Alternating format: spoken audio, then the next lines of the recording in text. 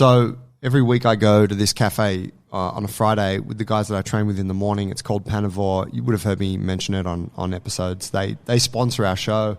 Tree, the owner of the cafe, not currently training in our gym, but has trained at our gym for a very long time. Big supporter of ours. Great coffee, amazing sandwiches. Anyway, when you walk into Panavore, the whole team greets you. Hey, Joe, what's going on, man? What are you doing? Hey, did you watch the UFC? Like all of a sudden you're in conversations. You feel like the most important person in the room. Now, yeah, it's a great feeling. You realize they do this to everyone. But here's the thing. They're just so friendly and so upfront and so warm with everyone that comes in. You can't help but love the joint. And, you know, this sits in stark contrast to some cafes that you walk into where, I don't know, you feel like they don't want you to be there. That, you know, the person behind the counter is a bit cold. You kind of feel a bit awkward standing around before you get to place your order. So it's just really different experiences. And what I'm getting at here is this customer service piece. Now, in gyms, warehouse gyms like ours, customer service is not generally something that's thought about. And I'll be honest, it's not something that we always thought about either. People walking in off the street have to approach this space that's quite intimidating, and they stand there and they don't really know where to stand. And then, you know, someone's lifting some weights or whatever, and they're like, hey, man, you meeting someone? You know, it's kind of like a bit gruff. I just wanted to get some more information on the gym. You can see already that it's not a really smooth journey for the person coming in. It's not typically the experience that I have every Friday at Panavore. And so today we're chatting, Pauline and I, chatting about customer service and why this is so integral to your gym and some of the realities of it using cafes, but also using our gym as an example. So if you're in, you know, if you're doing the gym thing, if you're doing the coaching thing, maybe you're in some other kind of service business, get your notepad, get your pen, let's go.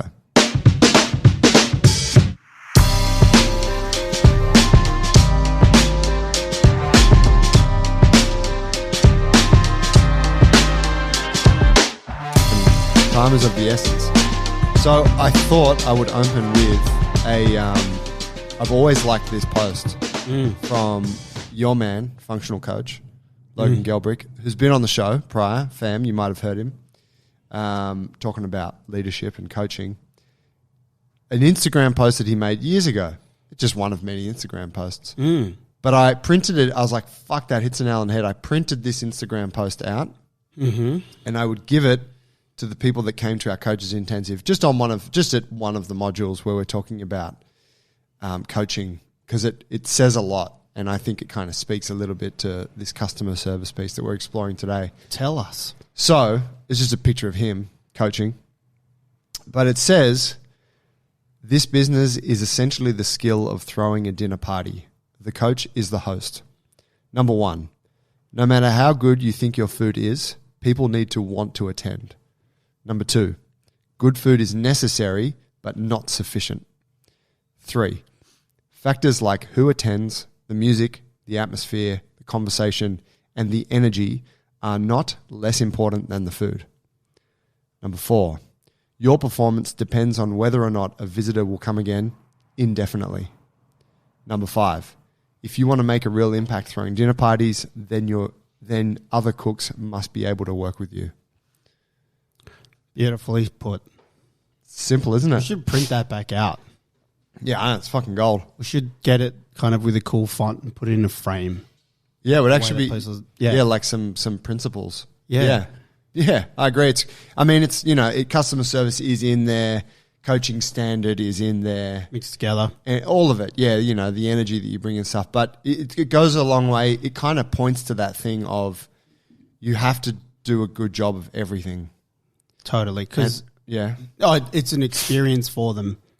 From before they go there to when they walk through the door, and they're hanging around the gym floor before the session actually starts, and then obviously the session itself. It's an experience. Yeah, yeah, and I think kind of the trap that we fall into with the coaching thing is that we get so fixated on the skill set, like on the techniques, on the material, that we forget all that other stuff's important. And it's like, hey, I got the best shit.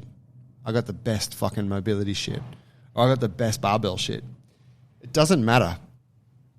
if someone doesn't like hanging around you, or they don't, or they are intimidated by you or by the space they're in, where you're trying to peddle your material, then none of it has an impact anyway.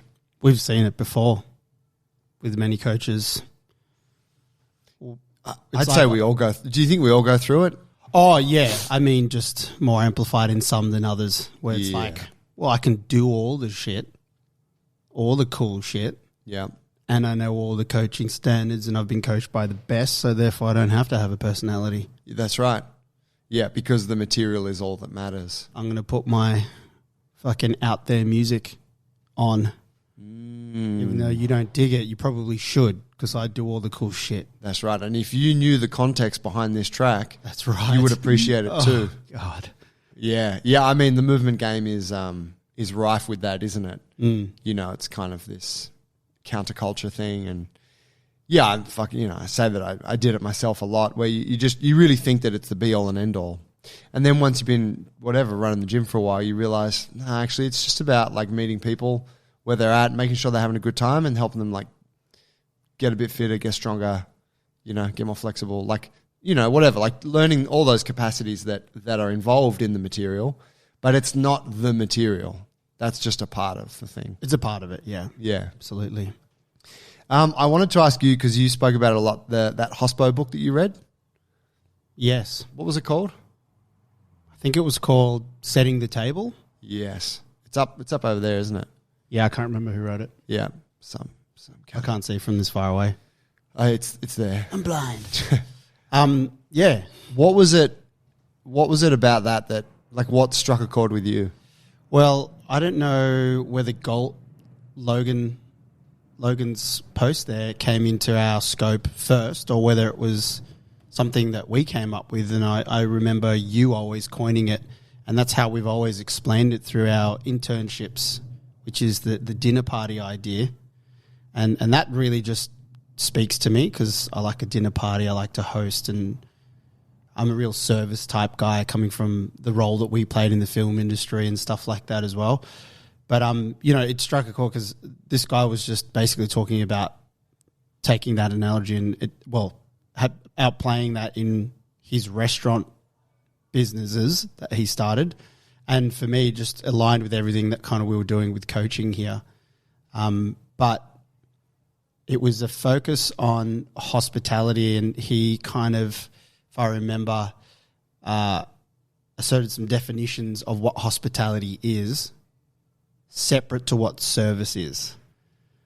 And that really kind of spoke to me. So he would say that service is something that like most people can provide, which is I run my classes on time, the programs are presented well, I follow the formula of how to coach, provide a bit of context with the movements, I got my cues, everything runs really, really well.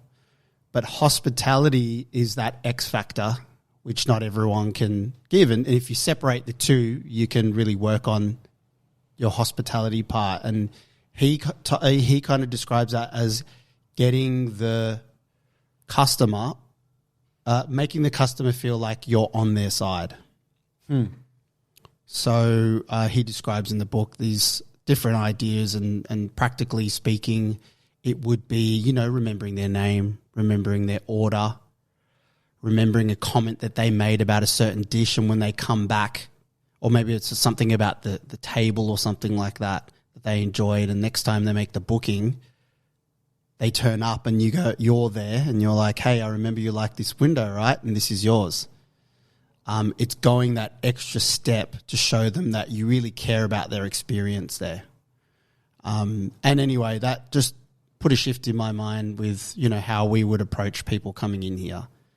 And this was at a point where in our business, we weren't necessarily scaling, but we're trying to replicate something that I would say comes more naturally to you, myself, and T. Yeah. And trying to teach that to the other people, and also try to help identify the qualities that we're looking to hire.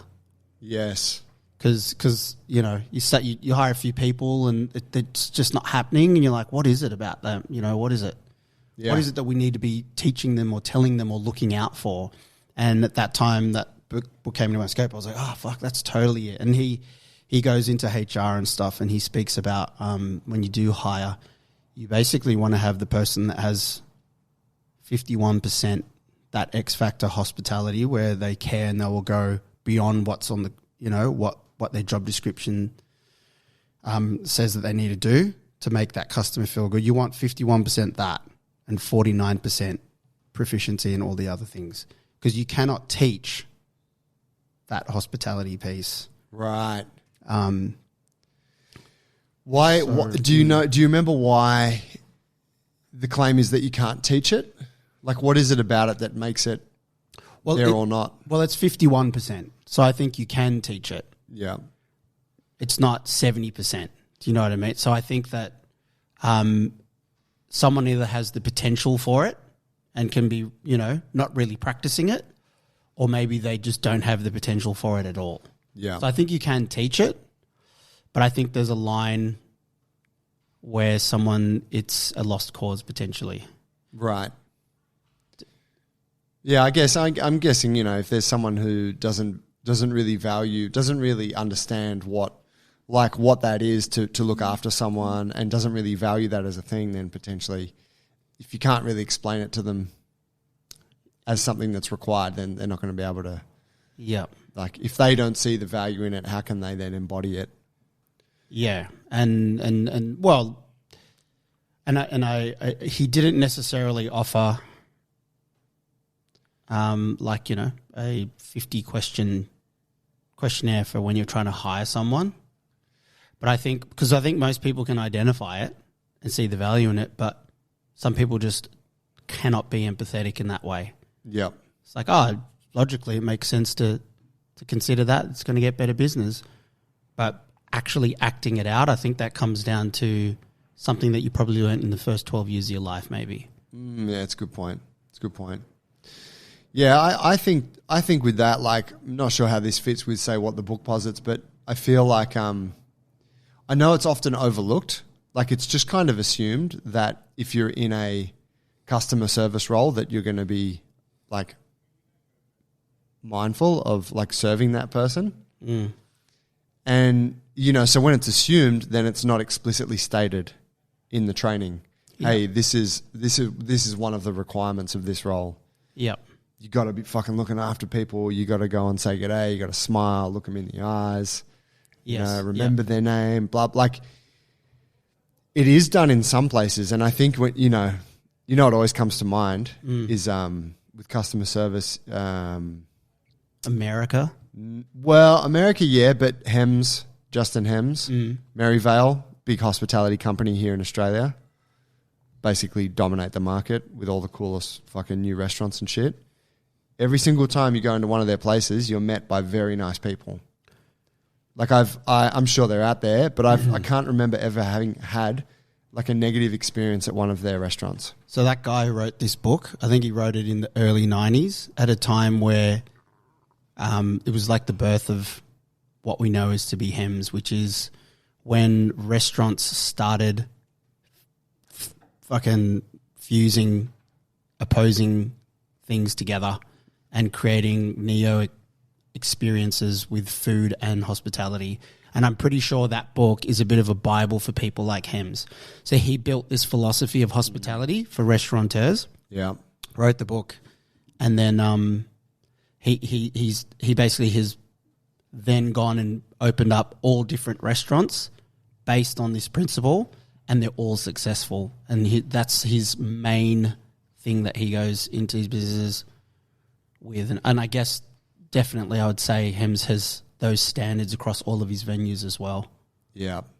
And has, seems to have successfully rolled it out in a scaling business, which, that's the challenge, isn't it? It's kind of like what you were saying originally, how like we came to this idea of, fuck, we need to be able to teach this to people. I'd like to have some workers of any one of the Maryvale venues come in and just message us about the realities of it. Like, yeah, it's all right, but fucking treat us like shit. Yeah, I mean, I've spoken with some folks. Every time I meet someone who works in that organization or whatever, I actually only ever hear good stories. Like that, it seems like, I mean, they obviously have a lot of financial power as well, so they can look after the people they need to look after. But they seem really good at looking after the individuals that, you know, that do make that difference. So here's the other thing that the book says, which was a bit of a, you know... Hence the dickhead. It's dickhead. What's it say? It says that a key part of the philosophy is, and I'm paraphrasing a little bit, it's staff before customers. Usually businesses like customers come first. It's an idea of staff comes before customers. So you can only implement something like what we were speaking about with hospitality if the people are looked after, in short, and it makes a lot of sense. He goes into it deeper, and I can't remember all of the points he makes, but he has a high level of, well, he's really big on selecting the right people and then looking after those people, because those people are the lifeblood of your business. They're on the front line. Right. They're on the front line doing the shit. And if you look after them, then the customers are going to be looked after. But if you just focus on the customers alone and everyone else is pissed off, well, it's a house of cards. You know, it makes me think. Anyway. I had this morning I went to Panavore, show sponsor. We're not drinking their coffee today because it's a short episode, but Tree did offer. He said, "You need coffee for the pod, right?" And that kind of goes into my point that I'm about to make. But I go there every Friday with the guys. We train in the morning, and then we go there and have delicious breakfast.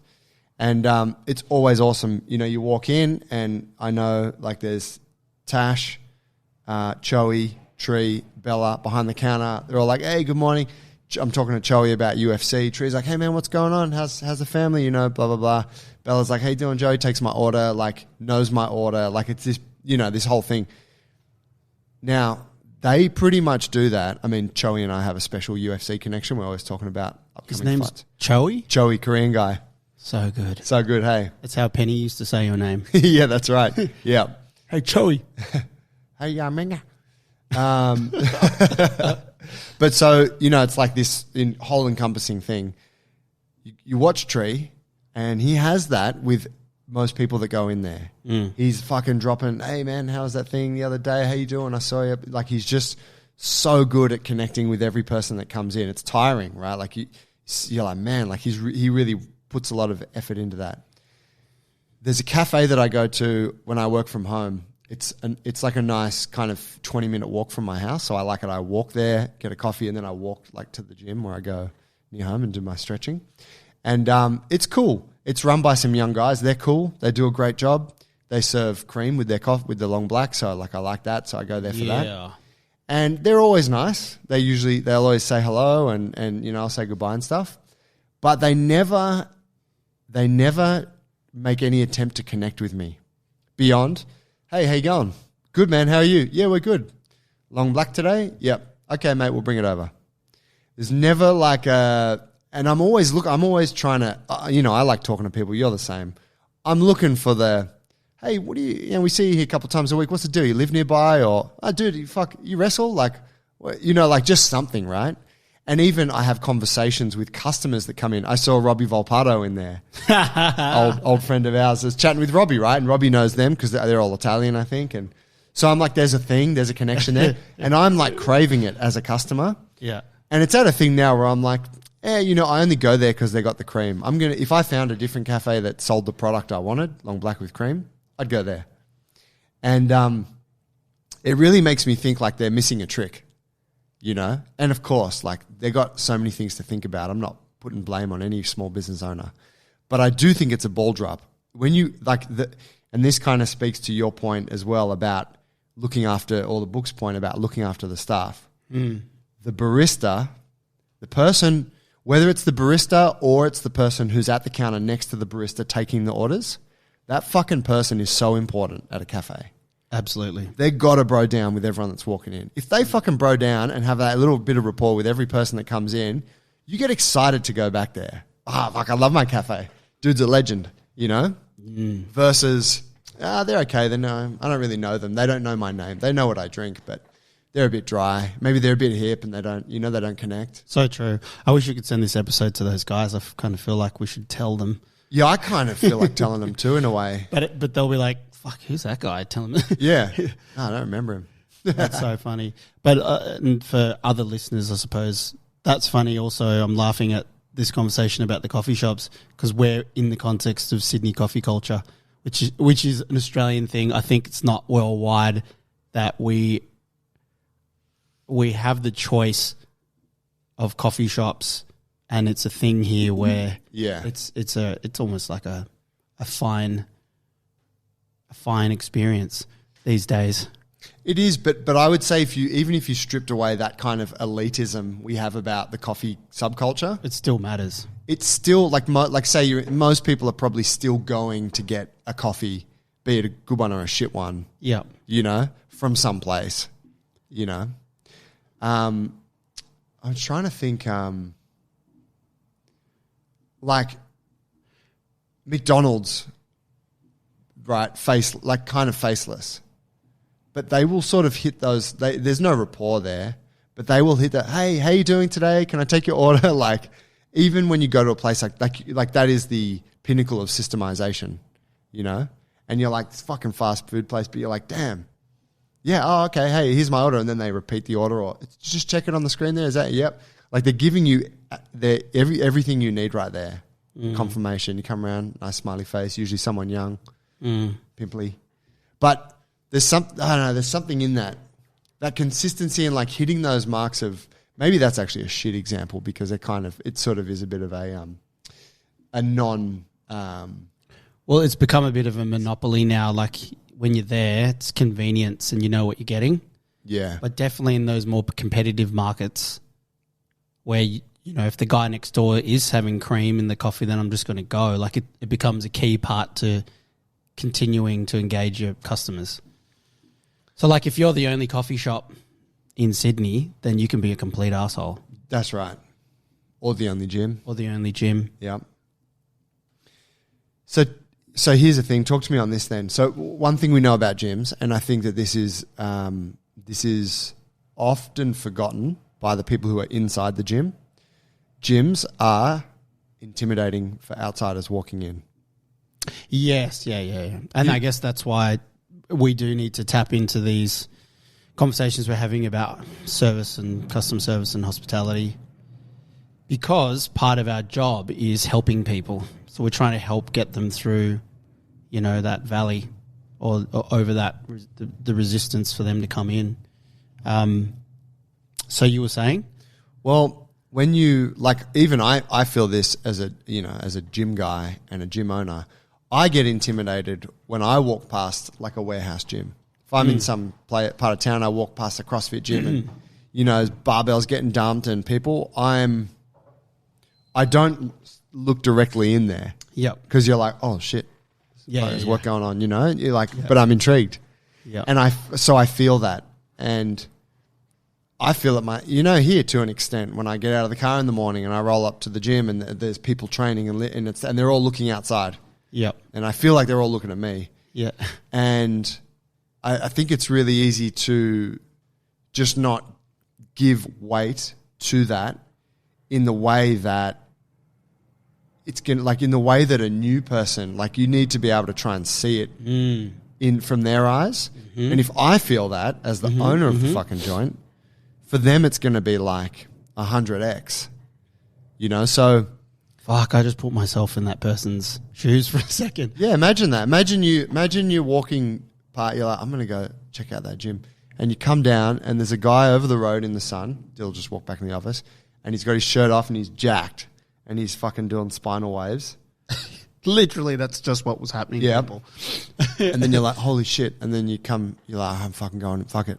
Don't be scared. And then maybe when you come to the roller door, everyone's facing the front. We haven't even got there yet. There's a small group on the deck. Oh, shit. And Chloe's they're doing fucking splits and shit. And it's like these jacked women, who are super flexible and muscled up. You're like, whoa, damn.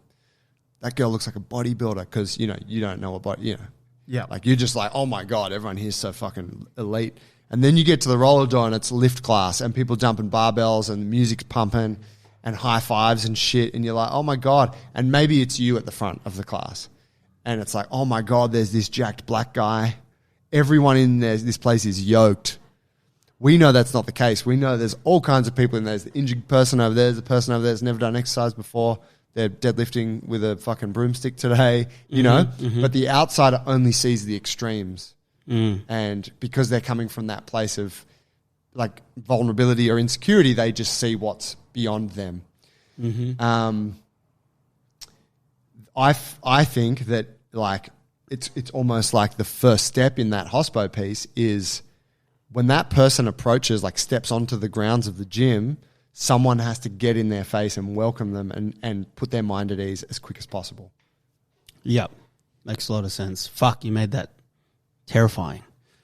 But it's the reality of it because... I didn't even drop myself into the scenario. Imagine I'm fucking with my top off, dog. Jesus. Doing some Cossacks or some shit. Just maths and flexibility. You know what I mean? Cauliflower ears, just fucking in the sun. Shit. Jesus. But... and a celebrity on top of that. Right? Oh my God, I know that guy. I know that guy. Yeah, you got to cut that in, and so we know it. Sometimes here it doesn't happen. So someone steps up, they got to wait, a minute. Yeah. You know, because everyone's busy. Coaches are doing PT, coaches are running the class, and then someone's like, "Hey, man," I had it when I went to a gym, stopping by a gym up the coast somewhere. I can't remember what the guy said to me. I was there to meet the owner of the gym, who I knew as a friend of mine, but it was like one of his young coaches. I can't remember what he said to me when I walked in, but he was running like a strength class for like a rugby team or something. So there's all these like burly kind of young fellas around, you know? Yeah. And he said something to me that just really put me offside. I can't remember what it was, but I really don't, but it was something, it kind of made me feel like he kind of took no notice of the fact that I probably do train. And he kind of just sort of gave me some, hey man, like we're in the middle of a thing or something. Yeah. And I was like, fuck, bruh, like sort of thing. So yeah, imagine, right, that for someone who's already feeling vulnerable and out of shape and like, yeah, this is the fourth time they've been to a gym this year and they're going to make it work this time. Absolutely. Yeah, that's probably at the stage where that is the moment that the person is the most vulnerable in the gym. When they've taken their first step into the space. So, absolutely. I think we do a good job of it for a place that doesn't have a front desk because that's tricky. Yeah. But it's a known practice to cut and drop what you're doing if someone wanders into the gym. If you're in a PT, 99% of the time there's no problem with you saying, hey, can you just hold for a second? I'm just going to see if this guy's okay. And then walk straight up to him and say, hey, is someone helping you at the moment? Or are you here to meet someone? Hey, man, are you okay? Are you okay? Yeah. You look really fucked up. You train here, bruh? You should. Yeah, absolutely. Yeah. So, but we didn't always have that, did we? No. Like it was us in the beginning and it was our gym. Yeah. And so it was really easy for us just to be like, oh, wow, potential member. Hey, what's going on? I haven't seen you before. Yeah. How are you? Yeah. Like smiles and, connection instantly. But then I remember as soon as we started to bring on other coaches, they got like, everyone's got some insecurities. Everyone's a little bit nervous about going up to a stranger. So we assumed that new coaches would just go and greet these people in the same way that we had. But the reality is we hadn't told them explicitly and, whatever. They're busy training their client or doing their sets. Doing their own training. Yeah. Is often when they'll just go into focus mode. Yeah. And it's all, and it's this weird fucking thing with us humans where we kind of avoid connecting with a stranger. Like, I see someone there, I'm just going to keep doing my thing. I'm going to show them how focused I am. Kind of thing. You're sort of worried about yourself versus like, it's, I don't know. So tell me this now. Do you have a system for training the coaches in here or like, on this, like on, say that, like, which is, we're talking about customer service, hospo. Let's say that's like one of the first parts of it. Like someone walks in, you go and fucking greet them. Yeah. Have you actually explicitly gone through that? Yeah, we have an onboarding process for coaches. And inside of that has expectations of you as a coach. And if I haven't gone through it for some time, but Part of that is that whenever you're on the gym floor, you're available. You're a coach. It doesn't switch on and off when you finish coaching the class. You're a leader of the community, therefore you're there. When you walk down the stairs from the office up here, you're available to people, so don't ignore them. That includes when someone comes to the door, you need to go and approach that person and ask them if they're okay, are they meeting someone? And then it goes on beyond that to, if they're meeting someone, just ask them to wait there, show them where the toilets, the facilities are, where they can put their bag, and then we'll just go and grab that coach, make sure that they're okay so they can connect them with them. But I guess the other part of our system, I guess, is to have a review or reflection or feedback loop for any system. So I guess, for any system that's in here, we have the other system, which is our weekly meeting, to be simply put. But it's kind of an important thing to recognize because not everyone can see everything. And, you have to have an area where people feel like they can give feedback and a space where we like an understanding that we give it because we want to reflect on it and then become better at it. So aside from having that at the head of an onboard for anyone here, there's a way in which we can speak to each other about that. Do you know what I mean? Yeah. So, hey, someone walked in the other day and I was upstairs and I could see that they were there for a while and I saw that you could have just done X and Y. Can we talk about that sort of thing? But I guess the other part of that is the culture that you're in. And, something that we try to do actively, which is just curate the culture in the office.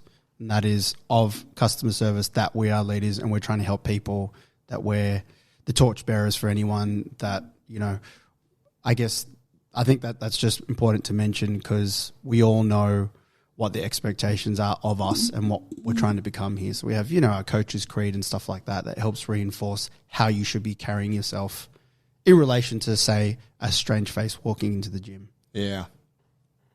Yeah. Does that make sense? Yeah, it does. I think we'll wrap it up in a sec. I think something that's really good that I still actually I probably do it a little bit more now than I did when I was working here because since I don't officially work here, even though I'm still here most of the time, I have a bit more bandwidth, a bit more space in my mind to consider other parts of the business. And something that someone told me a while ago, which has been helpful, is to walk up to your gym from where people walk to it from. So walk down the road and observe it through their eyes. Sure. So observe it from the point of view of someone who doesn't train there and observe the signage and the entrance and, what are you saying? Is the sign a little bit obscured? Is the entrance, is there shit in the way?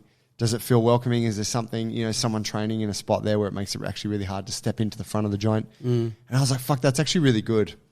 And I find that doing that at least once, but kind of doing that regularly allows you to kind of, I don't know, to stay on top of some of these spots where these things can arise where you're like, holy shit, no one greets people coming into my gym. Holy shit, you can't actually see the sign from this part of the road because there's a tree covering it. Yeah. Simple stuff like that. Yeah. Yeah, I guess that you could say that's part of that exercise that we'll often do, which is the member's journey, and just walking through every step of a member's journeys from when we first came into their scope of existence all the way through to, their lifespan in here. And kind of analysing. That's a really good one though for the physical space and that little gateway where they pass into. Yeah. So what did you find? Well, I mean, I haven't done it here for a while, but there's kind of things like if the garden is a mess and it's hanging out over the footpath, you're like, well, actually, that's just some kind of impedance here.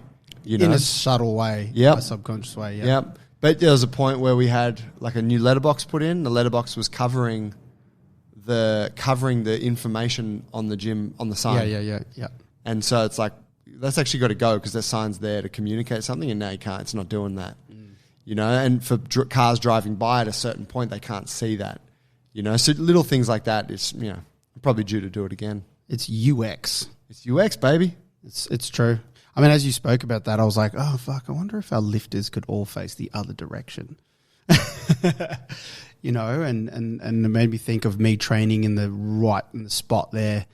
Remember I was talking about putting the TVs under the thing. We tried. Well, it's shit for noise, isn't it? It's shit and we spoke about it just yesterday because we're making some changes. Like, we have tried every other place in our gym, and we're kind of cornered by walls and certain things that's unique to the space. But it's at the space that it's the best right now. But it does make me think about just that entranceway and making people feel more safe to step up to it.